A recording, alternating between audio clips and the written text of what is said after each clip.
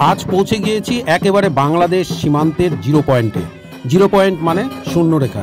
সেই শূন্যরেখায় অবস্থিত এমন একটি কালী মন্দিরে পৌঁছেছি যেখানে এক একটি কালীর এক এক রকম নাম। এখানে তিনটি কালী রয়েছে, যে কালীগুলো এলাকার মানুষের কাছে আবেগ, শ্রদ্ধা এবং সেই সঙ্গে তাদের অন্যতম ভরসার কালী বলেই পরিচিত। আমরা এই মুহূর্তে রয়েছি মানুষভূতা এলাকায়। এই মানুষভূতা নামটি শুনলে সত্যিই সকলের একটু অদ্ভুত লাগছে না?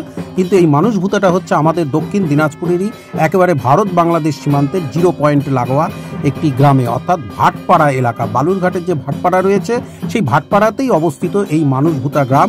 সেইখানে তিনটি কালী মণ্ডপ রয়েছে, অত্যন্ত প্রাচীন সেই কালী মণ্ডপ। এলাকার যারা প্রবীণ রয়েছে তারা বলছেন যে তাদেরও বাপ ঠাকুর দাদার আমল থেকে তারা এই তিনটি মন্দিরে পুজো দেখে আসছেন, অর্থাৎ প্রায় 100 বছরেরও অধিক সময় ধরে এখানে এই তিনটি কালী পূজিতা হয়ে আসছেন। এলাকার মানুষের অগাধ বিশ্বাস, ভরসার এই কালীগুলো। এক একটি কালীর এক একটি নাম এখানে যেরকম রয়েছে। এই যে মণ্ডপটির সামনে এখন রয়েছি সেই মণ্ডপটি এই কালীর নাম। এখানে দুটি কালীর অদ্ভুত মূর্তি এখানে রয়েছে, প্রতিমা রয়েছে, যেগুলোকে পুজো চলছে। এটার নাম মানুষভূতা।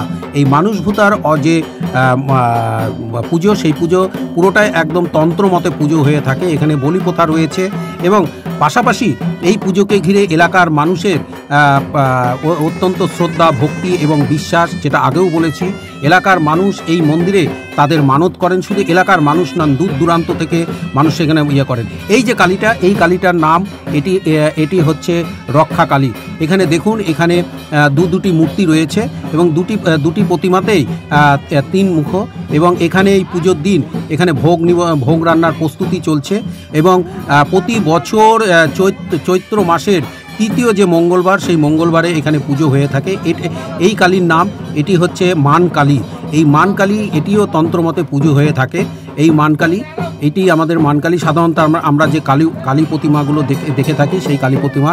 এখানে ভোগ রান্না চলছে, ভোগ রান্নার প্রস্তুতি শুরু হয়ে গিয়েছে। ইতিমধ্যে পুজোও শুরু হয়ে গিয়েছে। ইতিমধ্যে প্রচুর মানুষ এখানে, প্রচুর পুণ্যার্থী এখানে ভিড় করেছেন। পুজো শুরু হয়ে গেছে। প্রথমত এখানে মানস কালীর পুজো দিয়ে পুজো শুরু হয়েছে। এই মানস কালীর পুজোর পরেই তারপরে শুরু হবে মান কালীর পুজো, তারপরে হবে রক্ষা কালীর পুজো। সব মিলিয়ে এই পুজোকে ঘিরে এলাকার মানুষের অপেক্ষা, গোটা বছর ধরে এলাকার মানুষের অপেক্ষা থাকে। এলাকার প্রবীণরা যেটা বলেছেন যে এই পুজোর সময় প্রচুর মানুষের ভর ওঠে। দেখুন, ইতিমধ্যেই 2জন পুণ্যার্থীর ভর উঠে গিয়েছে এবং দেখুন কতটা। এখানে দেখুন একজন মহিলা, তিনি পুণ্যার্থী, যে আরেকজন পুরুষ, তিনিও ভর উঠেছেন। তিনি এই মান কালীর সামনে তার ভর উঠেছে, তিনি এইখানে নাচানাচি করছেন। এবং পাশাপাশি এই যে পুজো, এই যে মন্দির, এই মন্দিরের যে মূল মন্দির, সেটা বলা হয়ে থাকে যে বাংলাদেশ সীমান্তের, বিশেষ করে কাঁটাতারের বেড়ার ওই পারে যেটি বাংলাদেশ ভূখণ্ডের মধ্যে পড়ে, সেইখানে তার আসল মন্দিরটি রয়েছে। এবং সেই মন্দিরেরই আরেকটি মন্দির ভারত ভূখণ্ডের এই মানুষভূতা এই এলাকায়। সব মিলিয়ে এই পুজোকে ঘিরে রাতভর এই পুজো হয়। প্রচুর পুণ্যার্থী পুজো মণ্ডপের সামনে এসে জড়ো হয়েছেন। তারা এইখানেই সারা রাত